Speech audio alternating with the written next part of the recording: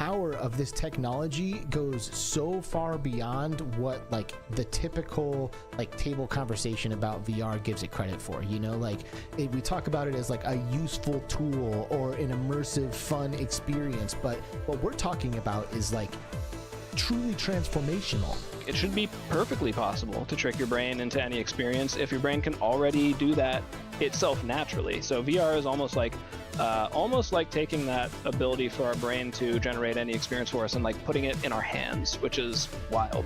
Man, that's something in the history books. People are going to look back and be like, yeah, 2022, 2023. That's when education, after hundreds of years, finally upgraded.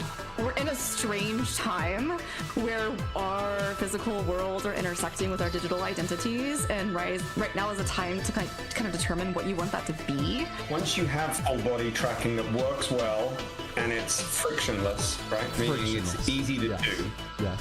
It's a whole new, it's not a game changer, it's a whole new game.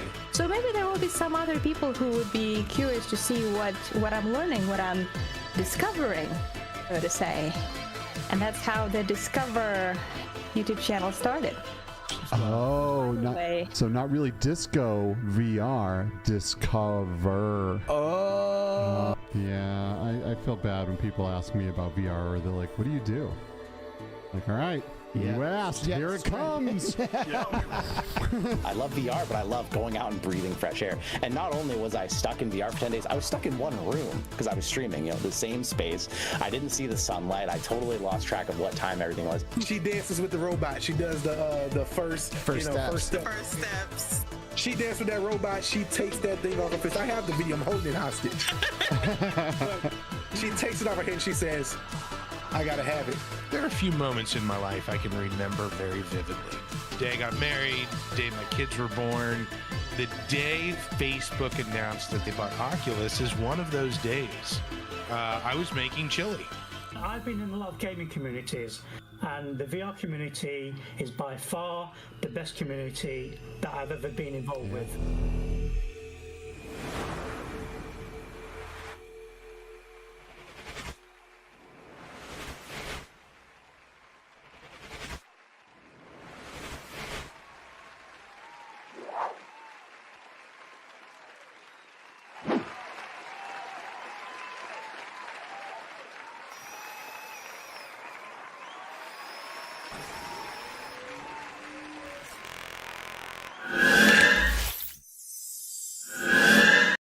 Hello, everyone, and welcome back to the Between Realities VR podcast, baby.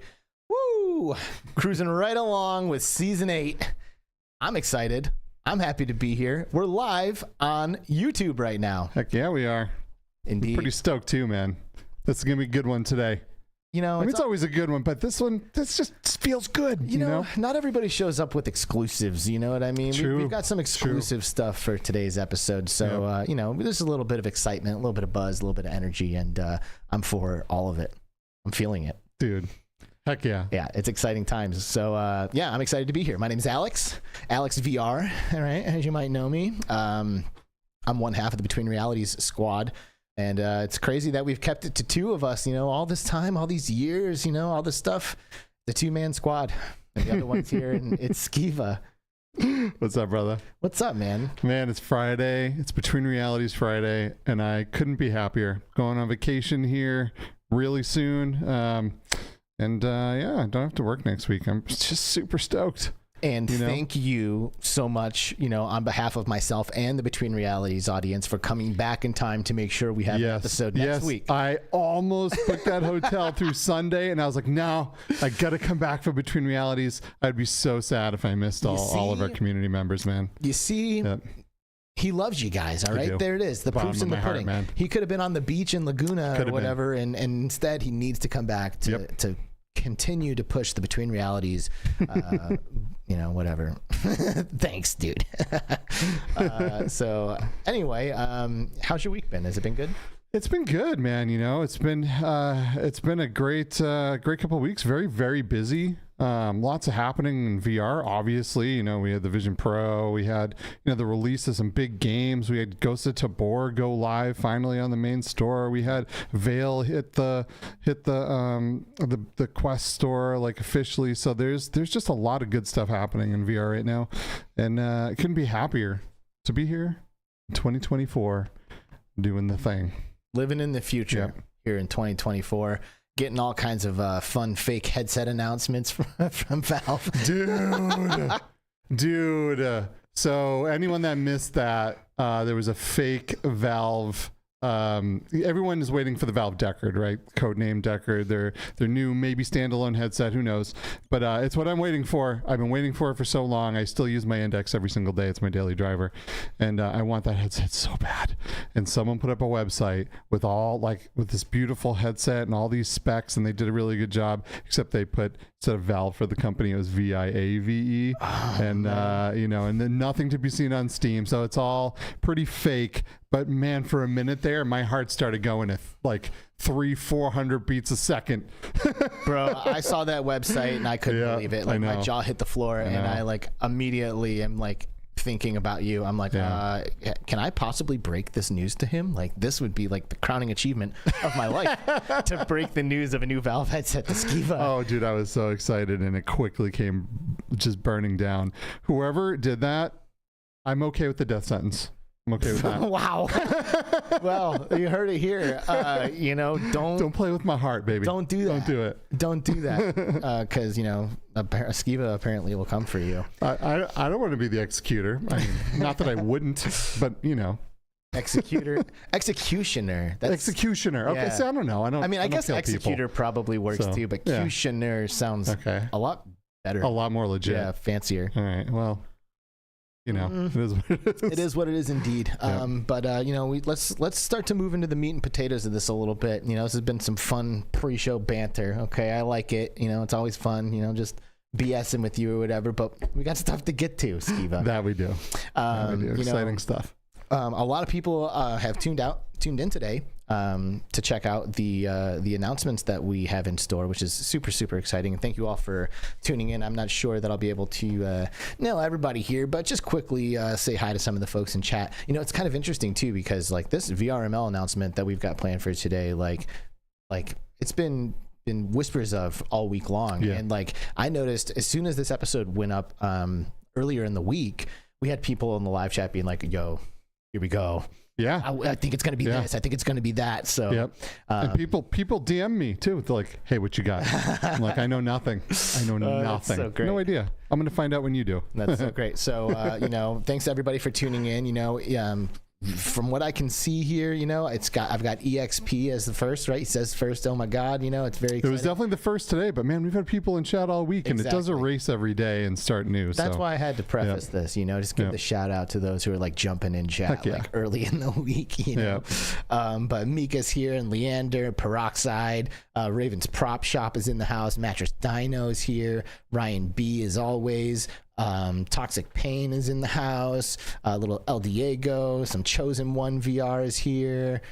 Brandon VR. Did I say Brandon already? I probably did. G24U2 View. What's up, G24U2 View? Thanks for being here. Samachi's here. Yo. What's up, Samachi? He's got skills, I heard. Yeah, he does. Mahina's in the house. Good to see you, dear. Virtual Steve is here. Little Fizzy. Hey, what's up? Man, I'm absolutely loving it. ePilot 007 in the house as well. Plunge is here. Ooh, Glitch Fandango is of course as well. Heck yeah. Amelia Faust, and we got some Budgie, little Northern Fisherman here as well. David B, the Royal Chef, Paradise Decay, Yellow Hat, Gibular Bob. Oh my God. Trench is in the house. Assassin 32, Taurus United, Slayer. Dude, everybody's here, man. Like Qcreator, Mixing Our Blood, Shivas, Mepper. What up, y'all? Colin's great. Kensei, Chi-Town D. Guys, like I said, I don't know if I can do this all day. I don't think I can, because there's somebody who I really want to introduce. For real. And it's today's guest. Yeah. Who do we have on today? You know, we have on today a dear friend of ours from the VRML. He is a co-founder of VRML. He's a board member of VRML, and he's one of the most talented casters I've ever heard in my life. Everybody, please welcome to Between Realities, Alex Nightfire. What's up, dude? Oh gosh, you're too kind, Alex, as always. I do appreciate the incredibly kind intro. I'm really happy to be here with you guys. You know, I think the last time we got to chat, we talked about, you know, it was last convention at the VRML Con. You guys came out, we did a live podcast together. Not a lot of people know that, you know what I mean? Not a lot of people were aware that we did, you guys did a live cast at that convention. I was on there for a little bit getting all emotional.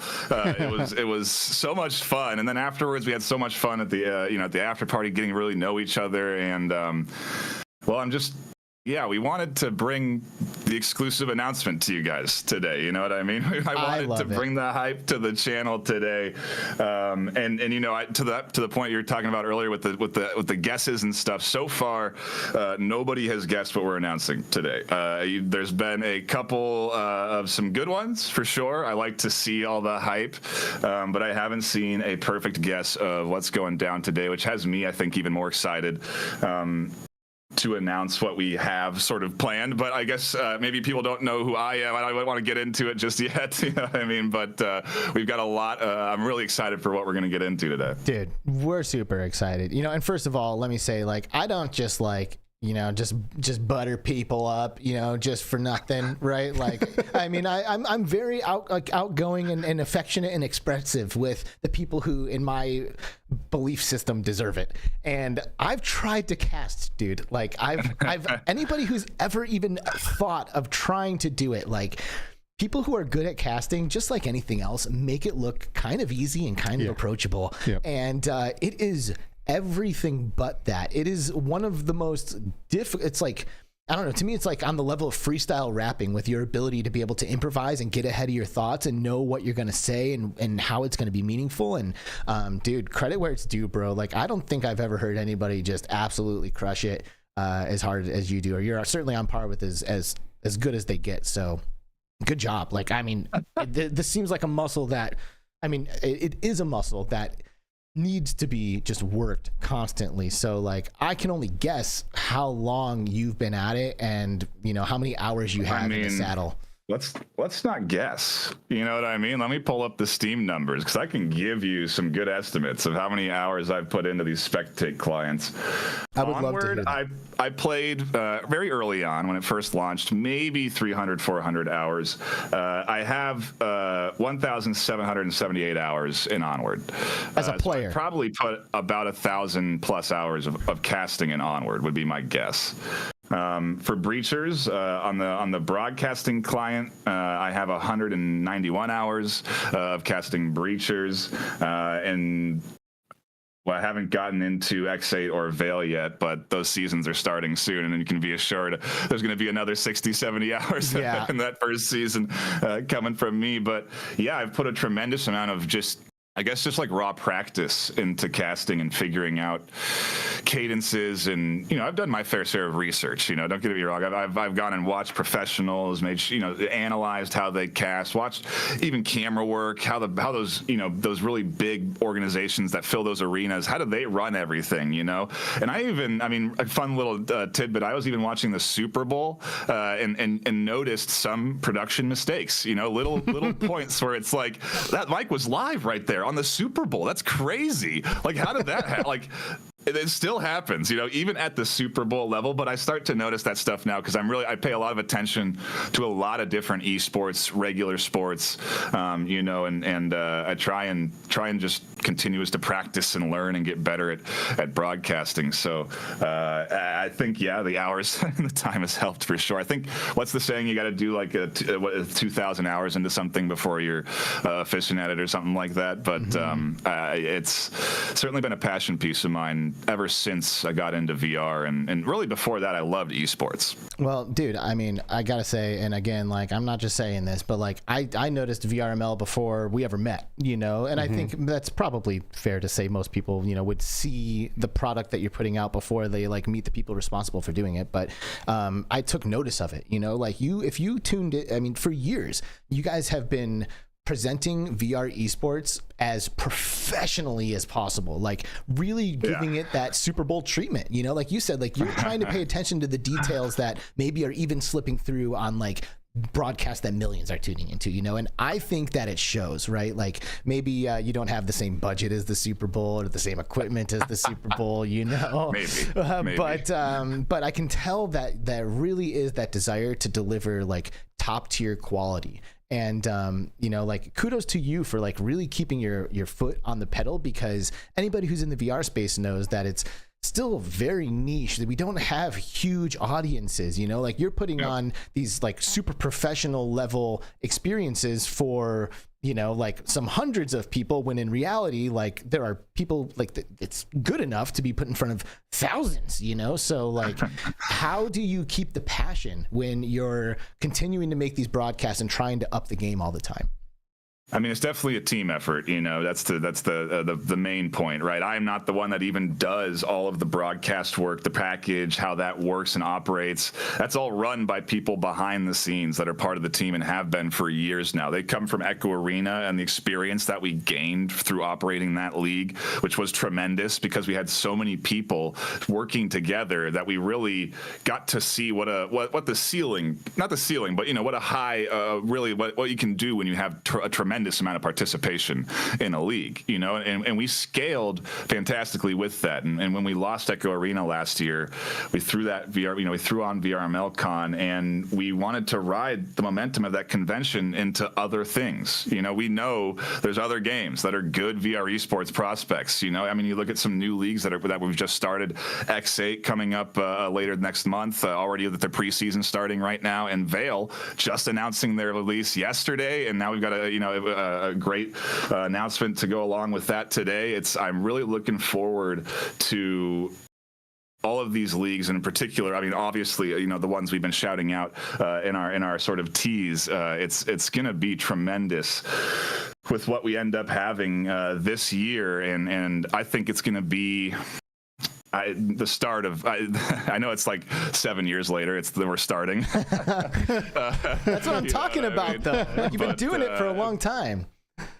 But I really feel like it's going to be the start of something, and it's so exciting with what we got coming up. I can tell you that. I mean, we saw a glimpse of, you know, the future of esports, I think, when we had the chance to VR esports, more specifically, when we had the chance to attend VRML Con last year. You know, like you said, we got to do a live broadcast from the floor, and we're, you know, on there like watching professional Echo Arena players play in the very last professional Echo Arena tournament, and you're giving us like live casting from our podcast booth as you're like watching it across the room, and it was really special. And like you said, like there were some emotions flying around, you know, like it was a huge league and a huge game for so many people, you know, so to be present for this event and to like be able to kind of like participate in some of that emotion, you know, like especially as somebody who like wasn't a hardcore Echo Arena player, just to like get a taste of that community like right before kind of the plug got pulled on everything was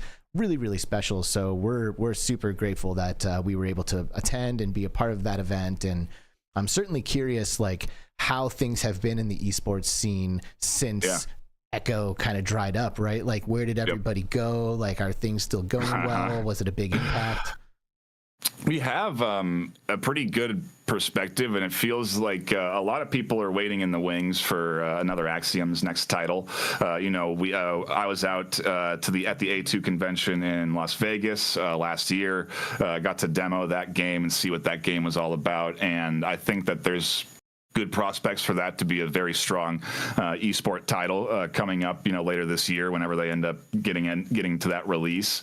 And so we have a lot of people waiting in the wings for that, but surprisingly, and I think this is one thing that I don't think a lot of people really even know, but Breachers scooped up a tremendous amount of Echo Arena players.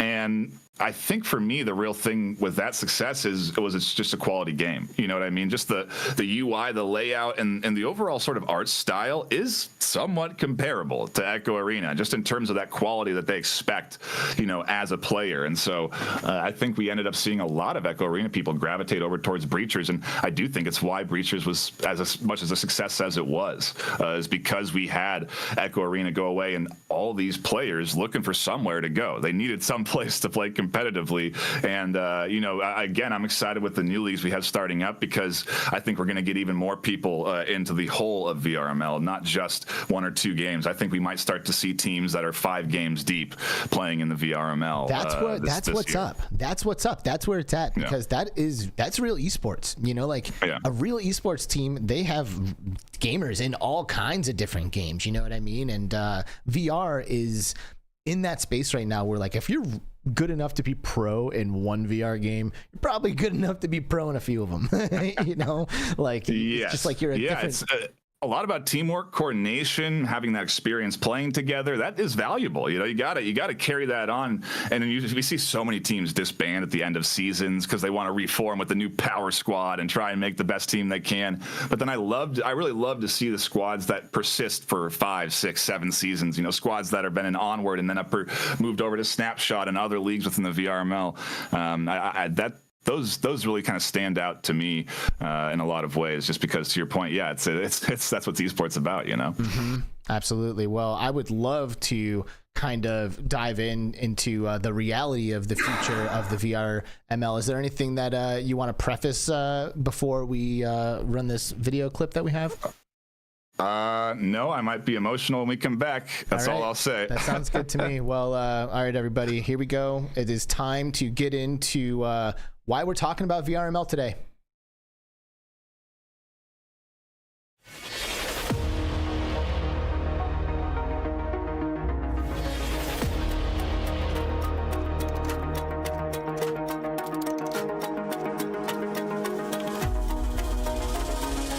There's Taquito again, flying out, rifle in hand, catches 1, 2, 3. Oh no! Mitchell is right on top. What is this? And there's a double kill that comes in from Jonathun Zug. Get to the EMP inside. Who's trying to shoot in? Oh my God! No, it's a fast 5, 4,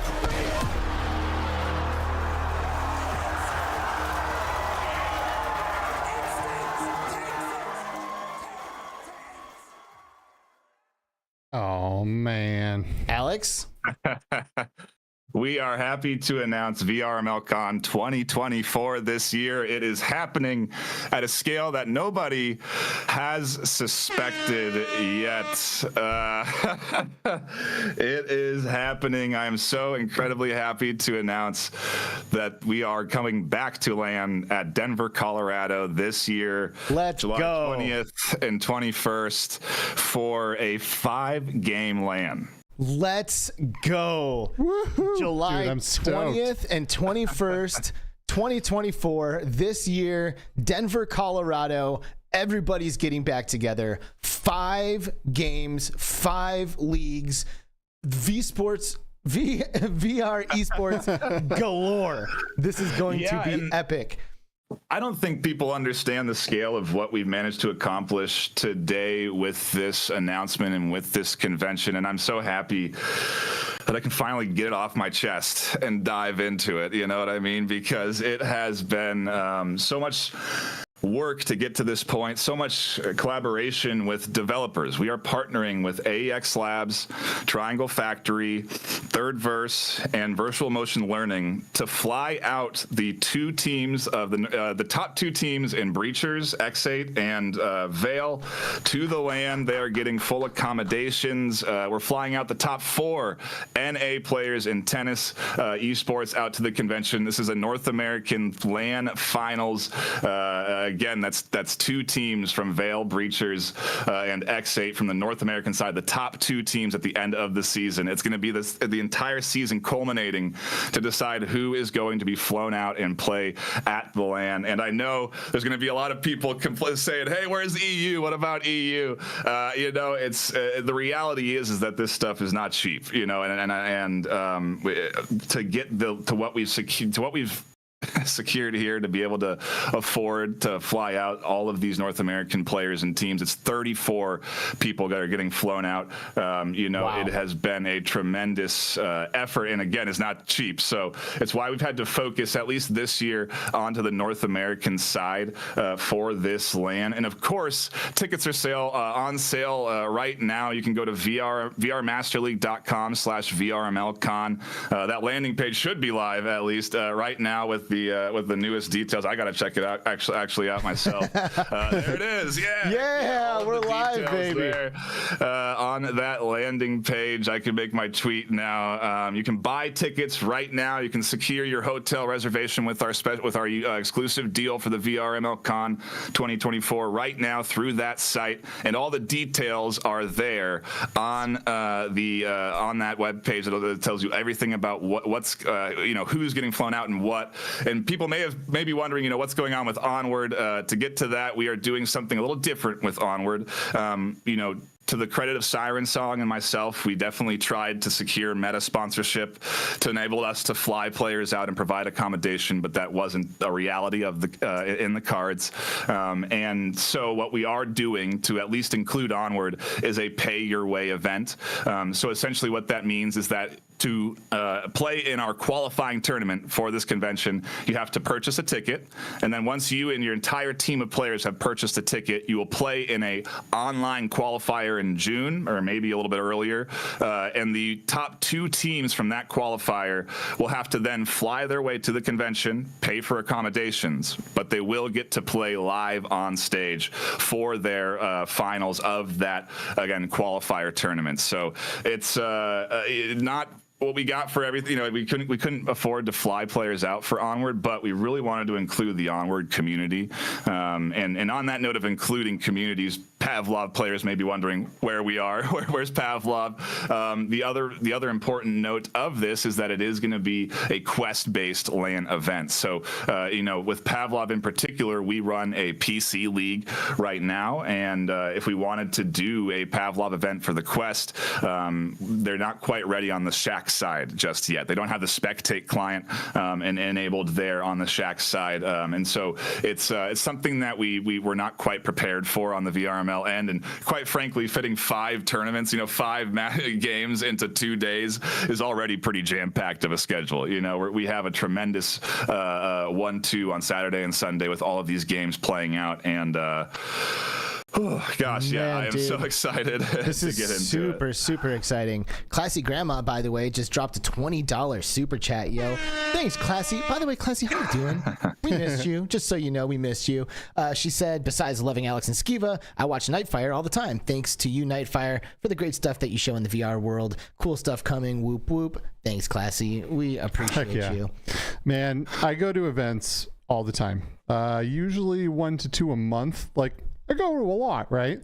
VRML Con had some of the most absolutely epic energy I've ever been in the presence of. Energy that even if you somehow don't even like esports, to be in the presence of that kind of energy, it just blows right through you, man. And you can't help but to feel that excitement and to just really appreciate the gravity of the situation that you're in at one of these things. It's absolutely phenomenal. The production value is through the roof.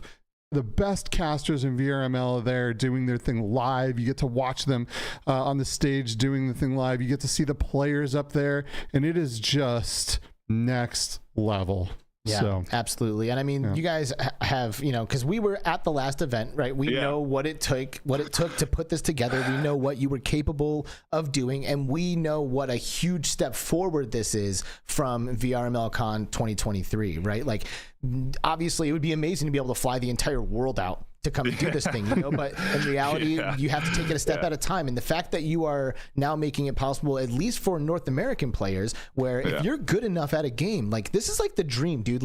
If this would have been something that existed when I was a kid doing games, I think my life potentially could have even gone in a different path, because I would have been so motivated knowing that if I play well enough in this game and I place this season, VRML might fly me out to Denver so I can play on a stage with my team. That is extremely awesome. Next level. Yeah, it's extremely awesome. It's and you know, that's really kind of just, in my opinion, the tip of the iceberg of what this convention is, right? I mean, obviously it's so sick that basically all 5 of these leagues have their entire season ramped up. You know, I think what will end up, I don't have any guarantees on the format here, but I imagine that we'll have something around, you know, if you compete in that Onward regular season, and that'll somehow determine your seeding going into that open qualifier. You know, if your whole team buys tickets, then depending on where you're seated in the regular season, you'll end up getting seated better, you know, in that qualifier. But that's TBD, of course. The specific details we're still working out there on that event. But, you know, for the other games where we're flying these finalists out on the North American side, it's just like unprecedented. Our casters are, I'm so excited. I have a meeting with our casting team for Breachers. Nobody knew about this until this announcement today. And I can imagine the hype right now that I'm going to get with that casting squad. You know, it's so cool to be able to do this. And it's like, finally we're able to fly finalists out for a season finals. You know, we're able to have people play 12 weeks long of regular season, battle it out in a postseason tournament, get to that 1 and 2 spot, and then get a flight out to play live on stage. And on top of this, right, that's the tip, right? Because underneath all that's the community meetups and engagement that you get to have if you go out to this event, right? I mean, we're going to have 10 open play spaces at the convention, maybe a little more depending on what we end up doing on the layout, where you can bring your own headset and play at the convention with your friends on a separate separate network from the one that they're playing on. Worth mentioning. Of course. But you know, it's going to be something that is a big community meetup event too. You know, you get to see your friends that you've been playing Onward with for 7 years, you know, and have never met up. You know, it's communities that we've been building for so long and never really had the chance or opportunity to do something for. And you know, now we're able to finally put on this event, and it's esports, it's VR, it's community, it's, you know, family. It's a lot of effort that goes into this too, and I'm really happy with the team. The ad that we rolled out here, it's all, you know, made by our production team. I love what they've come up with, you know, and I cannot look more forward to this event than I am right now. You know, we've got the announcement out. It's finally off the chest again. And, you know, I'm so stoked that we got to do this exclusive here, you know? Dude, yes, we did it. We got to bring everyone here and hype it up for this event. I am absolutely loving it. I got to say, this is super, super hype. And, you know, speaking as somebody who like got addicted to going to events, if you've never been to a con before, and if this is your thing, I really think you should consider finding a way to make it, because if this is your thing, like if you play these games, if you are a competitive VR gamer, you don't realize how amazing it is to like be in the flesh with your community, like celebrating, watching the best of the best battle it out live in front of you in real time, like jumping around on stage, and you can hear all the call outs as they echo through the room. Like between matches, everybody's meeting up and shaking hands, and you're like, oh, you're so and so, you know, you're like putting faces to names, and it's beautiful and frankly addicting. Like we go to these things, you know, like we can't help it. And I think if you've never been out there and this is your squad, I mean, be looking at Denver, yo, because it's a good time. Yeah, it really was so much fun last year, and you know, I saw the reception from the Echo squad was basically, you know, just overall positivity. You know, I didn't really see any negative, like we should not do this again sort of vibes coming from anybody that was out there. They all had a fantastic time. Again, the production somehow went as well as it did. Like if you guys saw behind the scenes and what we did to put together that first convention, it was like we installed the entire stage, production, everything in 2 hours. The day of opening door, we didn't have a load-in day. It was absolute utter chaos. You know, so many learning experiences that we took in and then wanted to apply to this year, to 2024, you know, so we figured let's just go back, because it was such a stellar venue. You know, it was really a great, and we could get another 100 people in there realistically. So we could get even more than we had last year into that space. And so why not try and really see if we can fill it up, and even if not, at least host at a great venue that we know, and then try and improve on everything. So, behind the scenes stuff that I can't share with anybody just yet is stage design that we've got planned. You guys have seen it, maybe on the pitch deck that I sent you guys, but we've got some really sick designs for the stage. Actually, yeah, let's go ahead and show that pitch deck here live on the show real quick. As you can see, if we can execute on these ideas and these concepts we've driven up, then it's going to be really a special show. It's going to be really cool to tune in and watch, and I cannot wait. We're doing a whole load-in day Friday, to the point, as learning points. We're doing a whole load-in day on Friday, so it's 10 hours to prep everything and get this whole new concept built for the stage. And it always takes longer than you think. Way more effort than you think. So we had $5 roll in from Backsorn, Dragon Fist VR 1.0 multiplayer is coming, especially with Bhaptics and Vive Ultimate Trackers. Think he might be winking at you while he's saying that, Nightfire, maybe a little one-on-one combat in the VRML someday. Well, I mean, we're definitely going to be looking for sponsors for this event. While people are here, we're going to be reaching out to different games and developers, and we will have booth space for people to demo their games. And in a dream world, I'd love to see people bringing their shooters like Ghosts of Tabor and Contractor Showdown and sort of demoing these to what is going to be just a pretty diverse esports audience, because we got tennis esports out there too. I don't know if you guys have watched the tennis esports finals from this season 1, but it was really cool to watch. These guys are hitting the ball 160 kilometers an hour on these serves and overhead slamming, and it's just that's going to be on stage now. We're going to see these dudes jumping and serving non-tennis balls on stage. Hip pocket returns and stuff. It's going to be so cool. Well, and I would love to see a couple of kids duking it out at the Dragon Fist booth or whatever. There's the booths that come. People are participating in that. You mentioned too that people jumping around and slamming the ball and stuff. One thing I don't think people really realize until they see it is we've all seen esports, right? We've seen the lines of computers and people viciously clicking away on their mouse, right? But when you see a bunch of esports athletes on the stage physically hitting the floor and jumping and twisting their bodies super fast to make things happen, man, it takes esports really just to the next level, because you do have to be able to have there's some fitness involved there. You have to be able to do things with your body that you're just not going to do with a mouse and keyboard. So bro, those blast on players, bro. Blast on was so fun to watch. It was. Those guys are insanely dynamic. And so sweaty at the end of that. I think that the champion picture we have of I think it was Trent. I can't remember who won, but they're it's totally matted, sweated hair. Just absolutely a workout. And I mean, you're gonna get that with these shooters too. These guys are gonna be crouching and lead. It's not easy to be doing this for 5 minutes straight holding an angle. You're working those obliques pretty good. It's gonna be and with Onward too. I just can't wait to see dudes prone on stage. There's gonna be guys laying down on stage playing a video. You know what I mean? You're gonna get the full physicality of VR at this event, and I'm optimistic that we may even see real name brands attached to the event and help promote it. I think that this has potential to be something that really kind of stamps VR esports into people's minds as something that's happening, something that people are doing, and if we execute like we're planning on doing, then we're gonna have a show that's gonna end up turning out really good. It's gonna be something that I think will make a mark for us. And not a lot of people know this, but I have committed full time to VRML as of this year.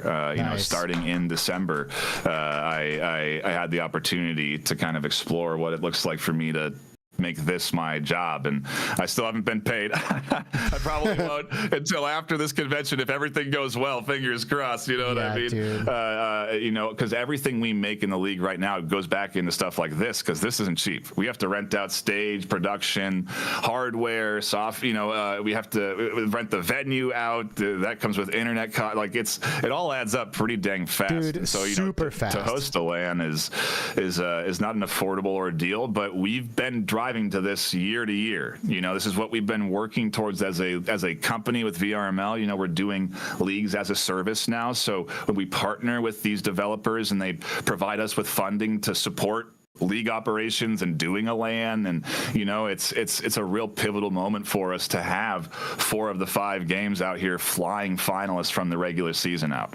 And even though it is NA, if this goes well, there's a future here. You know, there's a reinvestment for NA World Finals maybe going into 2025. You know, it's the future is bright, and I think that again we've harnessed, I think it's 10,000 plus Discord users across the 5 communities that we have at this LAN, you know, so far, and so it's really something that I think has the prospect to be a lot of fun, number one, and then obviously a lot of value to it all. I want to hit on what you just said a little bit more too, you know, because I think it's especially like if you're in Europe and like you love this and you are damn good at these games and you know you would be placing, you know, like I'm sure it can be somewhat sad or frustrating to hear that there's this awesome event going down that you just live too far away to participate in. I completely get that, but I really think it bears repeating that this is really expensive to do, like insanely expensive, more expensive than people realize. And the money doesn't come from nowhere. Like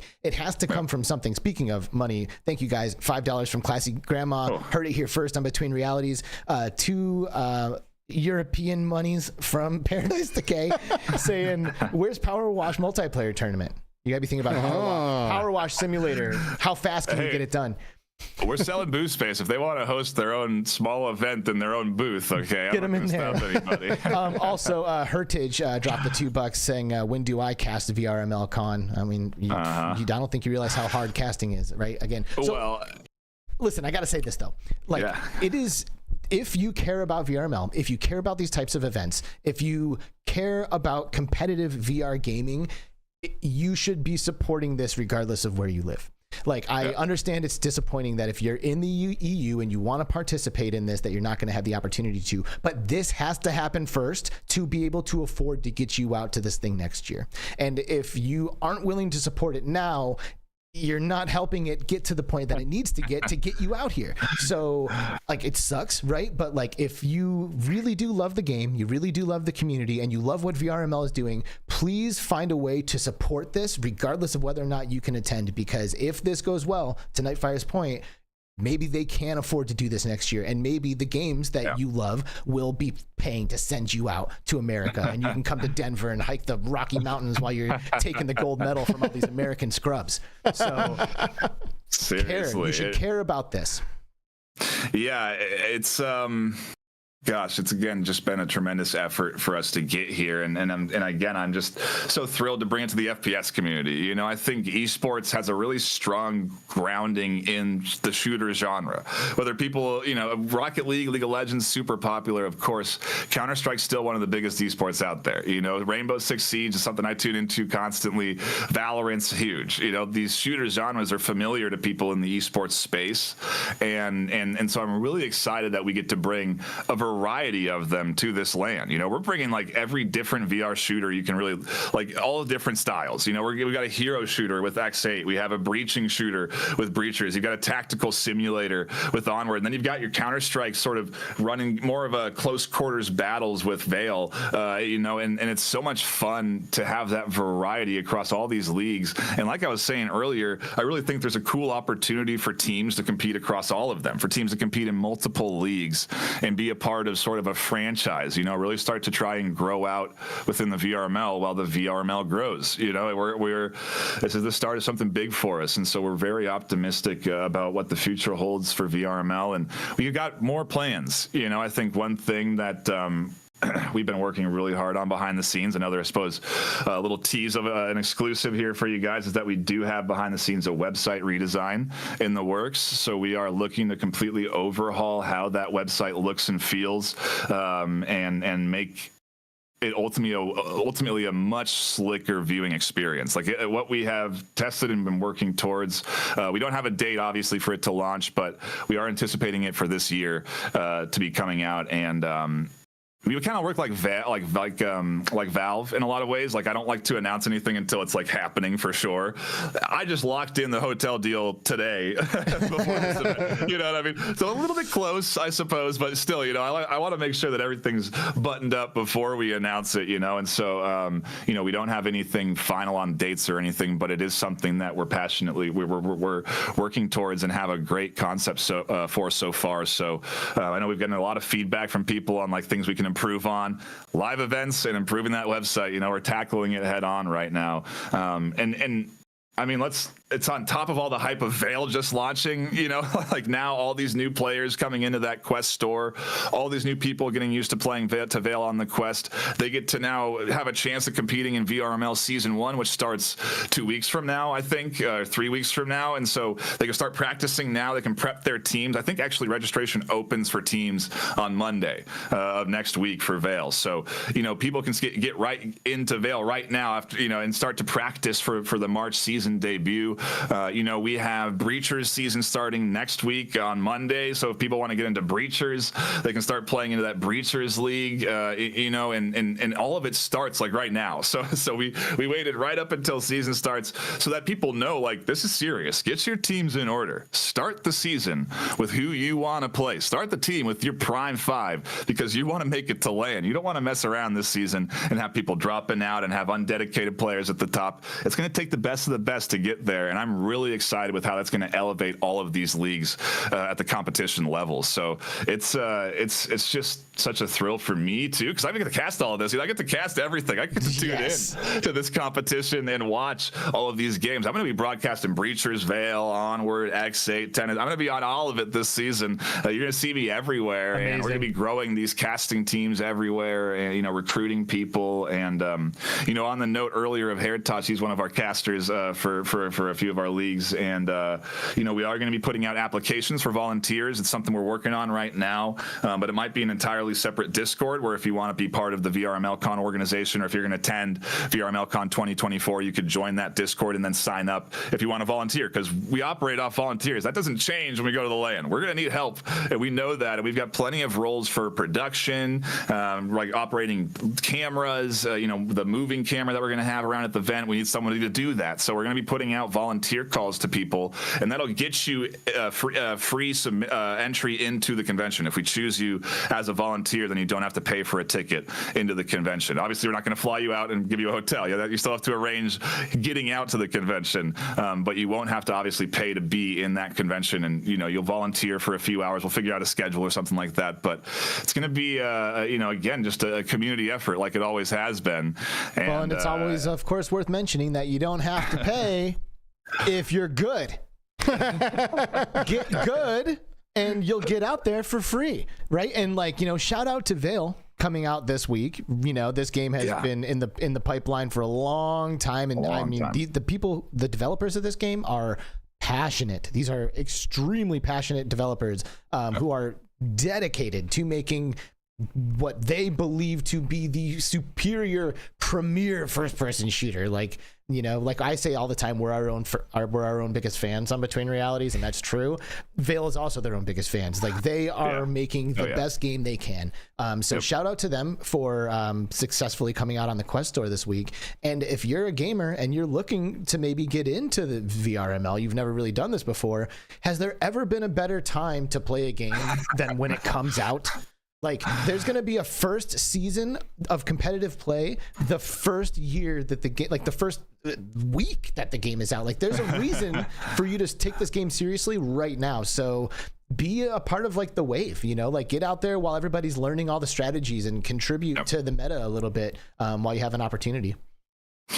Yeah, it's a great time to get into all these leagues, truly. You know, I mean, Breachers is only going into season 2, Tennis Esports into season 2. There's really a lot of opportunity to get good at these games and start practicing now. And, you know, I'm, again, just so it took me like a while for it to settle in, like, this is happening, like, it's a reality. We've somehow managed to garner this support from all of these these developers to make this happen, you know. And I suppose it's not somehow. It's 6 years of working hard and dedicating a lot of time to the VRML and growing it, and obviously working with the community. You know, it's been a community effort to get to this point.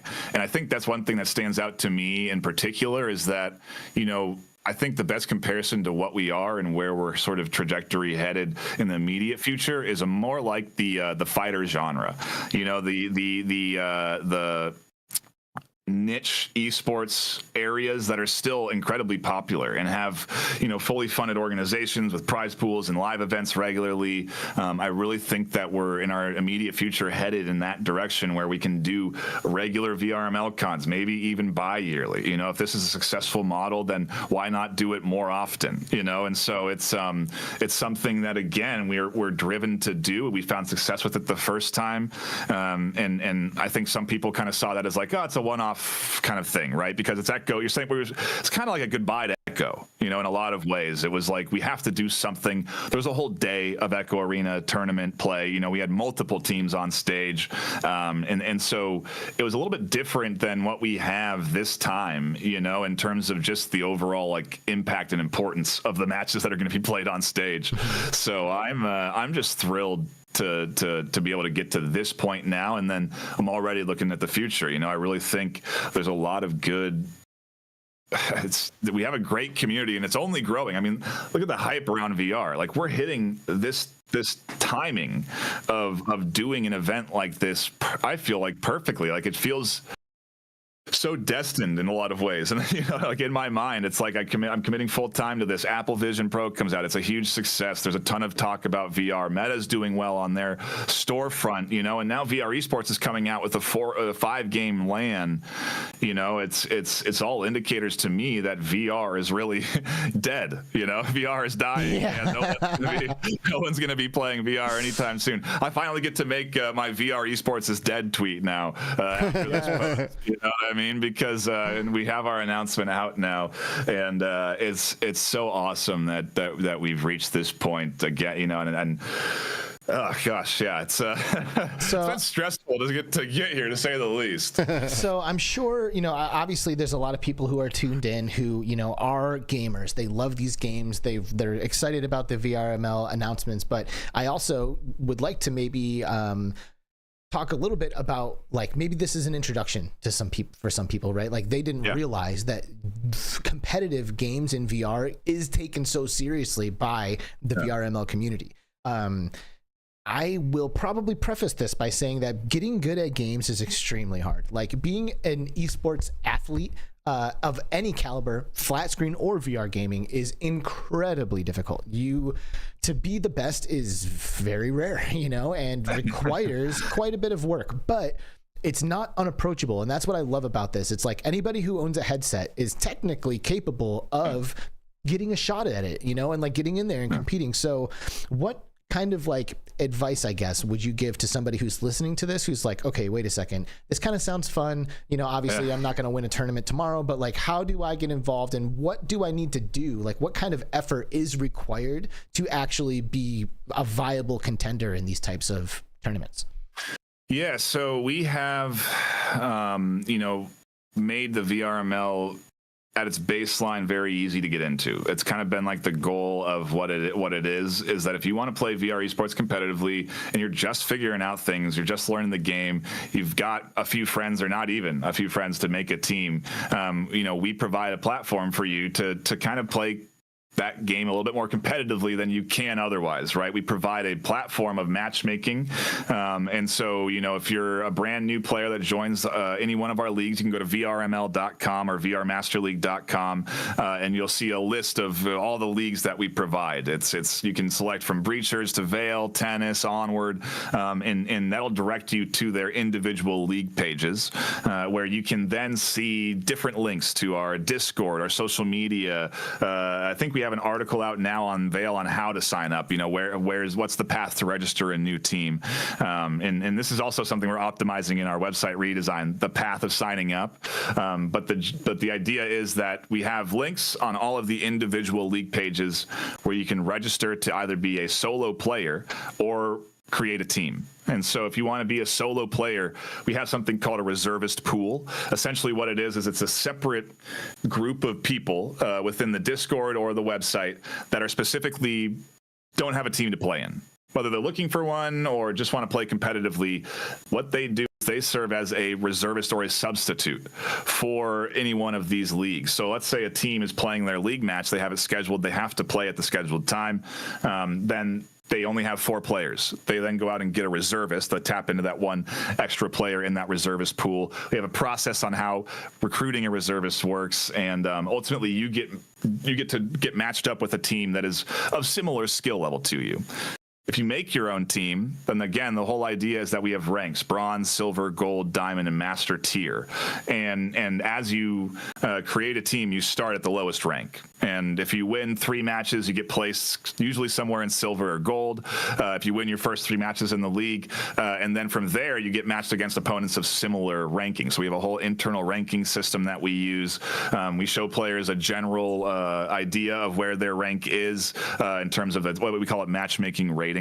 And it gets a little complex on the back end, but it's very easy on the front end to just get assigned a match each week and then play that team that you get assigned. We leave it up to the communities to schedule their games, and so it's up to the players to schedule each week's match. And so we have sponsors like Helga, the esports bot manager, that is a bot that's made by league players to help with scheduling. It's like a whole thing that these guys developed that is a tool that we like to promote for people to help with scheduling. It helps you with scrims and practice and everything.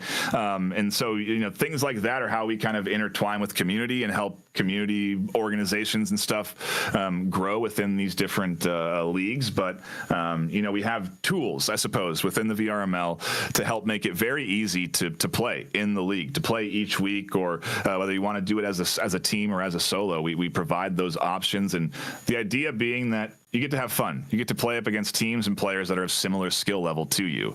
At the high level, we want to focus on the pros, so we also offer that sort of pro tier too. So how good should I be before I start messing around with the VRML? You can be fresh into the game. You can be right into the game, and you can start a team right away if you want. You'll go up against other players that are pretty fresh to the game. The idea is that if you're in those lower tiers, you're still figuring out how to play. You're still kind of getting the feel on the meta mechanics. I think good examples are like when you watch a bronze or a silver team, they don't typically use the same guns or approaches that a master tier team will at the top. A team that's been playing for hundreds of hours, and so it's all again just a matter of you can get in as soon as you want, really. Maybe put 5 to 10 hours, do the tutorial, play a couple of games, you know what I mean? But see, I have a love-hate relationship with competitive games, and I truly mean that, like love and hate, like both emotions to their fullest expression when I'm playing competitive games. I play Rocket League. I don't know why. I ask myself why I play that game all the time. And at the end of the day, it's because competing is fun. Like winning is especially fun. And certainly there's like some pain and agony with defeat, but competing in itself is really fun. And something that I've like kind of, struggled with over the years and have like learned to kind of become more comfortable with is being okay with taking competition seriously, even though I know I will never be the best. Like, yes. I will never be in the Grandmaster tier, but it is still beneficial to me and fun for me to compete in the bronze or the silver or the gold, because it's always great to get a good match, and that's what good matchmaking is all about, is putting people who have similar skill against each other, because that is fun, that's exciting. A stomping is not as much fun to watch as something that's very like back and forth, so I've like had to kind of like, I don't know, like swallow my pride, I guess, or something, and be like, you know what? I'm a bronze player and I'm still going to queue for ranked, because, and for the record, I'm not bronze in Rocket League. I'm in platinum, but I'm like on the verge of platinum and diamond. But the fact is like, I've had to swallow my pride and be like, you know what? I'm a diamond player, and I'm going to continue to queue up, and I'm going to take those L's, and that's all there is to it, and I don't know, like, have you had similar struggles? Can you speak to that internal pull when it comes to competitive games?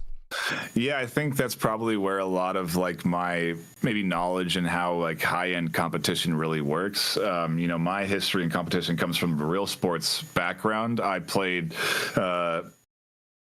collegiate baseball for 5 years. I tried to go into the minor leagues and broke my elbow during a tryout for one of the teams pitching, and so that was the end of my baseball career.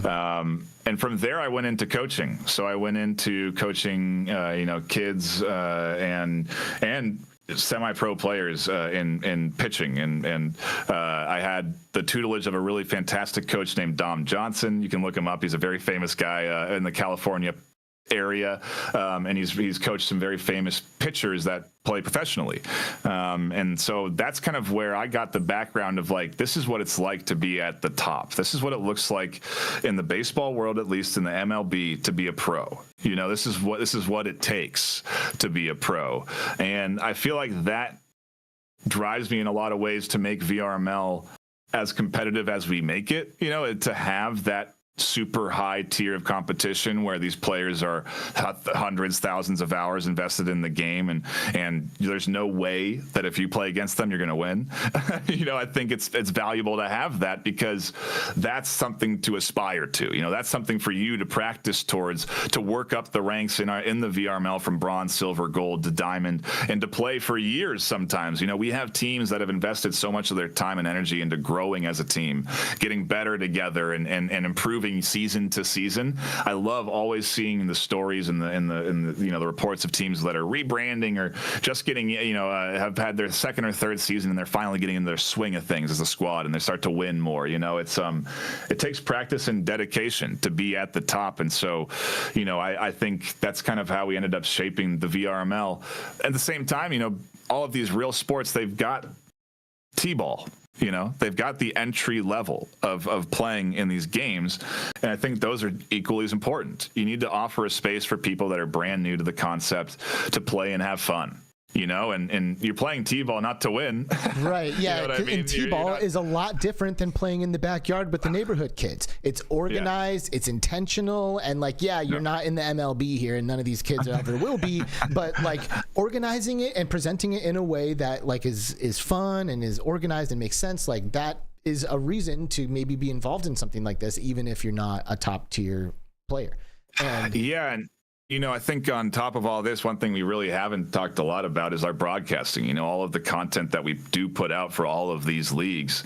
You know, we also have that, you know, it's a fun, I've heard a lot of reports, at least from people, like that's how our family watches shows together on the TV. You know, we put the VRML stream on when our son's playing, and we're rooting them on the, you know, on the big screen TV while they're you know, in the back room playing their match. It's you know, we're tapping into something unique, you know, and just because it's a niche market doesn't mean that we can't replicate the success of esports and, you know, in particular, generally like sports within this ecosystem. You know, I think like tennis esports is a really cool step for us. You know, I have strong desires to be in other real games. You know, you got some good contenders out there like Golf Plus and Blacktop Hoops coming out with their full release soon.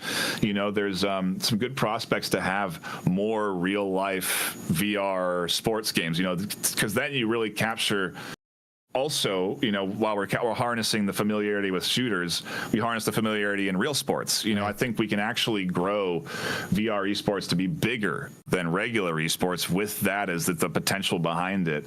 You know, and if we get into talks about like the future of where VR esports can go, I think the sky is really like the limit, which to me makes it even more exciting to be a part of it right now when we're at the foundation of it and growing it and establishing ourselves. Like, who knows what the prospects are in the future, because this thing's only growing. It's not going to get worse. Hell yeah. You and know? Dude, like, you know, we spoke about it in the beginning a little bit, and I'm glad we're kind of coming back around to it, because, you know, so far, you know, like my questions have kind of been coming from like the maybe potential athletes perspective, but that's even not me. I'm a pretty good gamer, and I'm still like not really about to start taking competing super seriously, just because I understand what it takes, and I, you know, I don't have the time to do that currently, you know, so it's not going to be me, but I absolutely love, and if you've never seen any of this stuff, this is your homework assignment, watching a VRML broadcast of a game that I like Breachers. Like if you play any of these games, not even competitively, just like with your friends in a private lobby or whatever, your homework assignment before the next episode of Between Realities is to go watch a VRML broadcast of that game. And it is fascinating when you know and love that game. You are watching the best of the best compete and you're learning. You see them doing stuff and you're like, whoa, how did he, what? And it's like watching sports, you know, like you can relate to what's happening. So I highly urge y'all, if you've even played Breachers, Onward, first person tennis, go check out some of these broadcasts and see just how much fun they can be just to be like in the stands and watching it. Yeah, it's I'm really proud of what we've managed to accomplish on the production side. I think a lot of people probably feel that what we do is like 5 people deep on the back end, you know, but the reality is that a lot of those casts, when I'm alone doing everything. You know, we've, in my opinion, honed into something that's like, I'm curious to take the model outside of VR in a lot of ways, because I think what we've developed here with how we involve the communities and how we produce content is something that nobody else is doing. You know, we have a very unique thing here with the package that we've developed and the way we've developed how to produce what looks to be what in my opinion is like a 5 deep broadcast team you would need to pull off. You know, we're doing it with a couple of code and buttons, you know, work that's been 5 years in the making, you know, with us developing tools and getting to this point. Some of the stuff we have that runs our broadcast package is completely custom made by our guys. Like they just decided we need an app that's going to pull stuff from the website and put it onto the broadcast. So let's make one. You know, it's like the creativity we have behind the scenes that puts on that makes that show possible. It's guys like, I got to shout them out, Wonder Team Man, Offbeat, Sphinx, that whole production team, you know, they put in so much work to make what happens happen, and it's also obviously the work of all the casting teams too. You know, it's everyone. It's the whole community that gets us to that point where we're producing this stuff. You know, we have casting teams with 5-10 people deep for almost all of these leagues. You know, really enthused casters that love their game and their VR and their title. And you know, I'm going to recruit 8 new Breachers casters this season. So we're going to have, you know, we have a tremendous amount of people that are interested in getting involved, and we almost bring on anybody that wants to learn or participate or has the ability at least to broadcast games. So if you have a mic, good internet, you know, a decent computer, you can do a VRML broadcast and host a VRML broadcast and be the talking head on stream for VRML. You know, it's something that we've made very easy for volunteers to do if they do want to get involved. So it's really cool for where we've come to. And again, you know, the volunteers is something that I got to keep shouting out, because we're going to have those apps coming out probably on Monday or something, but we're going to need volunteers for the LAN too. We're going to need people to help out with that LAN convention. It's going to take a tremendous amount of work. So do keep your eyes peeled for that if you are someone that maybe wants to put in a little extra help and help volunteer for that LAN. But so today's, you know, obviously a really exciting moment, you know, like you've been working on this and, you know, it's been building and building, and we finally get to share it with everyone. Yes, VRML Con, it's coming back 2024, but I'm willing to bet there's still a lot to accomplish. You know, we're 5 months out, you know, like what do the next 5 months look like for Nightfire? Oh gosh, well, I'm going to turn into a travel agent about a month before. I need to buy 34 flights for players, so that'll be a tremendous effort. Broadcasting for all 5 leagues as they're all running and have a lot of momentum behind them, because heck, they're leading to live finals at the LAN. So I'll definitely be doing a lot of casting almost every day. I imagine it's going to be one game or another. I'll be doing broadcasting, which will mean tea is necessary. I'll definitely need some tea and honey to keep the throat in good condition over the course of the next 5 months. That's going to be a vital element there. But recruiting casters for all of these leagues. I'm the casting coordinator, so I help manage all of our broadcasting across all of our leagues. And so I'll be recruiting new casters and volunteers for that, for the new seasons for all of our leagues, which will be a good bit of work. Onboarding all of those people and training them into how to broadcast, which is a little bit of work. Sometimes impossible. And then ultimately securing sponsorships. So reaching out to sponsors, trying to get booth space sold, ad space sold, get people hyped about the con, start to develop merch. We're going to have to make, we're going to up our merch game from last year. Last year was just the VRML Con brand. We want to do something cooler for this year, so we'll up the merch game a little bit for VRML Con 2024. And I mean, heck, this is just the start, right? Like, I don't really even know what we're going to be adding on. Like, I'm thinking in my mind, like, maybe we could do a goodie bag, maybe we could get codes from different games and be giving those to like the first 100 attendees that get through the door. And, who knows what's possible as we attach more and more people. Right. And so it's going to be really important for folks to watch the announcements in particular. They're going to have to keep an eye on all the announcement posts, on all the Discords, really. And we'll be sure to be notifying people when new sponsors are attached. And if there's giveaways that are going to be happening, you can almost be rest assured that we're going to have giveaways live at this event as well. Just like we did last year, we were giving away tons of HyperX gear. If you were at the convention, you got a keyboard, a mouse, headphones. We were giving it all away. There was a really hilarious moment when all of the so the company that brought the like gaming pads, like the ones that you stand on as a gamer, that you can feel where your play space is. There was like maybe 10 of those or so, like perfectly laid out on the floor where everybody was in these gaming stations. And at the end of the con, they're like, if anybody wants one of these masks, just come and take it. Boy, did they. It was like a bunch of people running towards these things. It was beautiful. Rolling up these like massive foam mats and carrying them out on their shoulders. So yeah, opportunity. I remember the scramble from We had at one point loaned you guys one of the HyperX headsets for the podcast, and then suddenly someone was having audio issues with theirs, and so I ran over to you guys. It's like, I need that headset back. We need to give it to this guy. And you're like, oh, okay, sure. A headset, gave it to me. I ran it up to the stage. It was it was chaos for sure, But it's like I said, we're gonna learn from those experiences. Hopefully, I'm not gonna be running around with gear from playing. And hopefully, if if you're out there and you attend this thing, you'll leave with something cool. I'm pretty sure we ended up with something. We probably had a headset, one of those headsets or something. Yeah, I think so. I think you guys got away with something, but hopefully you did at least. Yeah. But it's Skiva. Gosh, it'll give me a lot of work. I just want to check in with Skiva. I just want to say hi to him.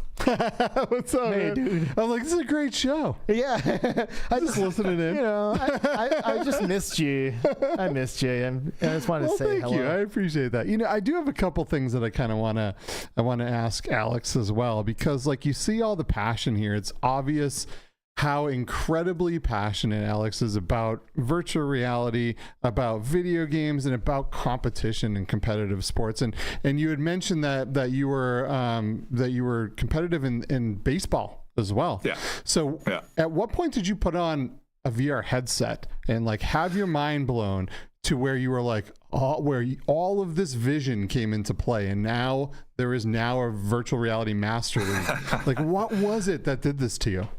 Yeah, the origin is definitely with an HTC Vive. I pre-ordered the first Vive. I got a full-time job, very luckily, out of my end of the career when I went back to college for 5.5 for the half year I needed to get the rest of my points on my degree, and then I got lucky in getting a full-time job, and so I had some income, and I was like, I kind of want to treat myself a little bit. This is great. I finally settled into an apartment. I'm out of my parents' house. I can do what I want, and the Vive came out, and I was like, let's go ahead and try VR, I guess. What the heck is this? And I remember setting up the Vive, drilling holes into my wall, putting up sensors, and then putting on that headset and seeing a square cube in VR and being like, just the controllers, really, like holding the controllers and not having your hands and having the controllers move with you was like, what is going on? Like, this is so cool, you know? And from there, it was constant headset use, constant VR use. Onward was one of like the first games that came out on Steam. You know, it was one of the very early games that released. And so that's when I started playing VR. Really a lot was with Onward, and that's, you know, as a co-founder, that's where the VRML starts. You know, it starts with me, Dakenman, Noman, and Sleepy as the original 4 of the VRML, and we kind of, it slowly evolved from like a group of dudes that just wanted to play VR together and play and have good matches, because, you know, there wasn't a ton of VR headset owners, so it's hard to find people that are going to play the game as much as I did. But we found a small group, and that group grew. I mean, I think if you look at Onward stats, it's like season 1 was like 5 teams or something, you know what I mean? And season 2 was 20, and season 3 was 40. You know, like it just kept growing exponentially year over year as we grew the idea of what VRML was. You know, we created a website so we could do matchmaking, and then that website constantly evolved, you know, year after year, and of community feedback of the dudes, the girls. We had a lot of girls playing in the league too. Nice. Of the community providing feedback, you know, because the community providing feedback in general, and it's really cool to see how we got here, to see how we got to this point, you know, and I'm so happy that we've managed to stick to it, to the point it's been a lot of passion that's been driven this. You know, it's the passion in VR, it's the passion that I have for playing esports for playing sports competitively, you know. It translates all into, I guess, how I try and help run the VRML, you know, as someone that is responsible for a lot of the stuff at the high level, you know, this kind of the idea of the con. A lot of that comes from me, and obviously, again, a lot of the higher ups we have within the team. I got about 5 people in the leads position that really stand out and help a lot, and that continues to grow as we grow as an organization. You know, the more leagues we have on, the more people that join, the more people that want to try and be part of something that's niche but new and possibly the future. You know, like it's really. Dude, we're grateful. It's a passion project for sure. We're grateful. You know, we're grateful you're here, right? Like, neither one of us are about to win any of your tournaments, but it's so. Hey, if you want to be out and do another live podcast, you're more than welcome. Okay, the invite's out there to you guys. Well, yeah, I mean, I'm not trying to miss VRML Con. I'll tell you that right now. But yeah, dude, we're so grateful because, like, someone. You know, like we say often, it's not exactly easy to like show people what VR is and what it's all about, you know, and I think VRML Con does a great job, or VRML period does a great job of presenting VR, taking it seriously, showing competitive gamers that there is a route to be involved in this community, you know, and you know, for years you have done nothing but just improve on what you've been doing, improving the quality of the broadcasts, and now you're bringing these amazing in-person events to us. So thank you. You know, we know it's a lot of hard work, and you know, hopefully the community also can see and recognize that this is not easy to do, and you'll get all the support you need to do this year after year. Heck yeah. Man. Yeah. I mean, again, I'm into it full time, so I'm optimistic that we can make this something that is pulling in revenue and turn this into a company where we're not just operated off volunteers. You know, we have staff, the people that are paid to work for VRML and you know, invest their time and resources and energy into it and receive that, what they, you know, the payment that they should be that they should get for that the investment. But for now, at least, we are all volunteers, and I very much am one of them. Yep. I'm still I still consider myself a volunteer. I'm not a paid employee just yet, but the goal is one day to get there. So with stuff like this and conventions like this, I think it's possible. Yeah. You know, it's always, again, I'm always so nervous to do something like this because it isn't the unknown.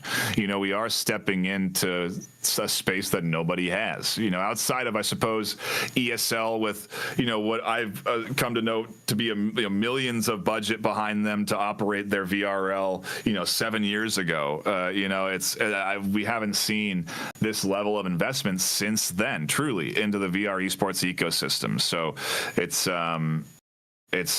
I'll keep saying it, but it's just so incredibly hype and so much work and effort that's taken us to get here. And I'm so thrilled that we can do this. And I hope everyone is as happy as I am. You know, I know there's going to be some disappointed Pavlovians and EU players out there. But hey, who knows? The sky's the limit. If we can keep this going, maybe we'll do 3 days for 2025. You know, we'll do Friday too of events. Who knows? You know, anything's possible if we can keep this ball rolling. Well, so I got to ask you an awkward question. Sure. So you have spent thousands of hours playing particular games. You've spent thousands of hours casting these games. I know you have a relationship with these games, personal, and through your organization with VRML. I need to know, everyone's got a favorite, right? There's got to be like that game that you're extra excited to cast for, or that you're just super stoked to get in and play competitively. What is your favorite competitive game to cast and to play? Gosh, sure, people be upset if I pick one. I know, that's why I said it was awkward. That's all right. I pick teams during casts. I gotta pick games too. But I'll say this before is that I do think that, especially now with this convention, all of these games are like number one in my mind. You know, the fact that they're all here to support the VRML and allow us to do this convention, it's like, I'm stoked for everything. Like, I really am excited to cast all of these leagues, and that's going to be a lot of work from me, but it is really true. I'm as excited. It's been a while, admittedly, since I've been excited for Onward. You know, Onward used to be my favorite. It used to be the sort of number one in my heart. I put a lot of time and effort there more regularly than other leagues, you know, but as time has gone on, new games come out, you know, and people shift their favorites back and forth. And, you know, I'm still, I suppose, to the point I'm excited to get back into Onward for this next season. I'll definitely be returning for some casts. I didn't do any casts last season because my focus was on Breachers. And I think that Breachers is probably outside of what I'm excited for with Veil, you know, in the start of that season. Right now, I think Breachers is probably the number one in my mind, just in terms of quality. If you look at what they've given us with the Spectate client in particular, there's a lot of love that went into making sure that that was well crafted and tailored, and easy to use for us. You know, I think we're gonna get that with Veil when we come season one. We're gonna have a really great Spectate client because we've given them a lot of great feedback, and we're really excited to get into broadcast for season one. And I'm honestly pretty stoked about X8. I haven't had time to invest into that Spectate client, but we built out our package for it. It's ready to go. And I've seen casts of X8 recently. They put a lot of love into that client too. It's a very good looking Spectate client, you know. That's kind of, I guess, a weird way of like saying what's your favorite game. It's like, well, how good's your Spectate client? Like that's kind of what it comes down to for me, because I'm using the dang thing so much. It's like, you know, if it's good to use and it's comfortable to use, that's going to be where I want to, that's going to be my favorite, you know. So Breachers is definitely the smoothest in terms of just all the features it enables as a Spectate client. But Onward, truthfully, you know, in terms of value and what a client offers you, is still one of the better ones out there as a Spectate client. They nailed it on kind of the first pass, so to speak. You know, we've had some issues here and there, but I think we're going to see those get cleaned up, a few of them at least, going in to the next season and at least leading up into that LAN. So you had to know his response was going to be from a co-founder of the VRML's perspective. Oh no, exactly. Yeah, that's what I wanted just to a know regular gamer. He's absolutely. Like, well, how's their Spectate? And a lot of people have no idea, if you're not into esports, that this is even a thing, right? Like, you can't just take up one of the team slots and run around in the game and try to get all the best shots, right? I've tried. Yeah. There's like it's too bouncy. If you want like smooth camera work, it's very hard to have your neck be stabilized. You know, people don't think about that, but like you're always kind of you're always kind of moving a little bit, you know? You are. So people don't realize that there are usually clients that that the general consumer doesn't get, that allows people to go in and fly a camera around and be able to move quickly throughout the map and get good sights on the action that's happening. And there's a lot of games like Onward, for example. You can see like exactly where that line of sight is from that person's gun throughout the map, and those are all really special views of these games that you just don't get to see any other way. So that's really it's kind of like a hidden gem of some of the stuff that is the spectating clients. It's understandably underappreciated. I get why devs aren't prioritizing giving 5-10 people a whole separate thing for us to do broadcasting for. You know what I mean? I understand how it sometimes gets kind of tucked in as like a last minute add-on, you know, but at the same time, with how we're growing as an organization and, you know, the focus we're putting on to quality, it only benefits these developers and these organizations to invest some resources into giving us a solid casting client, because then we can put on a solid show. We can make their game look good and give them the promotion for the title that they're looking for when they invest into the VRML. You know, that's kind of the whole idea of what we're doing with production, is that we are promoting the game. We're driving people to see, whoa, this is a really cool game. These guys are playing it this competitively. How do I join? Well, you click the link, you join the Discord, you sign up for a solo, you make your own team, and then you just start playing. You get in. You can join at any point during a season. You don't have to join at the start of a season or during registration. You can sign up at any point during a season. For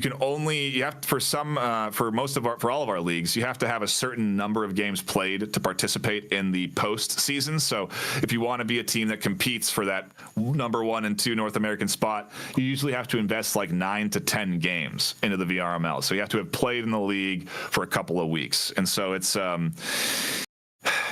don't know what tangent I went off on there, but if you guys keep me here, I'll keep going on tangents about the VRML, because I can do it all day.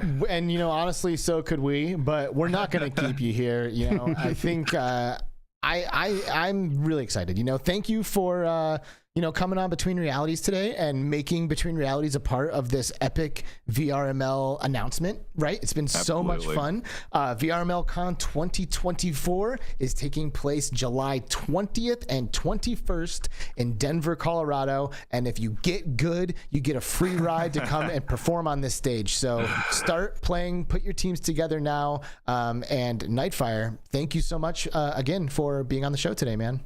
Yeah, ticket sales are live right now. VRmasterleague.com/VRML Con. All the details about the league, everything about the convention. And again, you can buy your tickets and get your hotel reservation right now. Those are limited on the hotel reservations, so you got to jump on it now, or otherwise we're going to fill our whole bucket. And I'm going to have to get more. I'll get more if we fill it, but jump on it now and do that again at VRmasterleague.com/VRML Con. Thank you guys so much for having me on. I really appreciate the time we spent chatting about VR esports. It's my love and passion, and I'm happy to share it with you guys. Dude, it's been a pleasure and an honor, and we will be keeping a close eye on all of your social platforms until we inevitably come out and hang out with you in Denver in July. So thanks again, dude, and I guess we'll see you soon.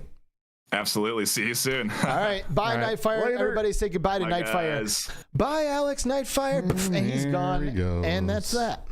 Man, what a fun episode. See, I knew that was going to be absolutely amazing. Yep. Alex is just such a good dude. He's passionate about VR, competitive gaming, and, you know, all the games that we love. So this was absolutely great. And man, I'm not kidding when I say I legitimately had a blast at VRML Con. I can't wait to go back. It was so much fun. Yeah. So much fun. I can't wait. And you got to go up there on stage in a suit and interview some of the people that won these games. Like, they came over to you and you got to, that was Funny so how cool. we didn't even mention that. I know. That's true. I forgot all about that. I know. I was like doing the post-game interviews for that con. Yeah. Anyway, you know, maybe I'll do it Heck again. Yeah.